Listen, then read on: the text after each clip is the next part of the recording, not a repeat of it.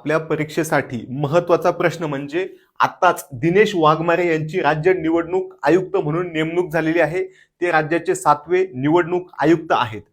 निवडणूक आयोगाची स्थापना कलम 243 के नुसार होते आणि कलम 243 झेड ए नुसार शहरी स्थानिक स्वराज्य संस्थांची निवडणूक सुद्धा हाच राज्य निवडणूक आयुक्त घेतो. म्हणजे त्यांचं काम आहे स्थानिक स्वराज्य संस्थांच्या निवडणुका घेणं. जी स्थापना आहे ती 26 एप्रिल 1994 ची आहे आणि त्या संबंधी जे महत्वाचं आहे की यांची निवड राज्यपाल करतात, पण राज्यपाल स्वतः करत नाहीत. मुख्यमंत्री त्यांना नाव देतात आणि त्याचीच निवड त्यांना करावी लागते. त्यांना शपथ राज्यपाल देतात. त्यांना जर पदावरून काढून टाकायचं असेल तर महाभियोगाचा ठराव पास झाला पाहिजे तरच त्यांना काढता येतं.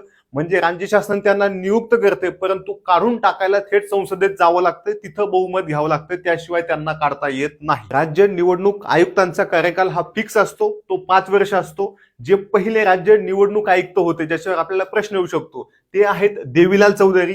6वे जे होते ते होते UPS मदान आणि जे आता आहेत ते दिनेश वाघमारे, जे पुढे 5 वर्ष तुमच्या स्थानिक स्वराज्य संस्थांच्या निवडणुका घेणार आहेत.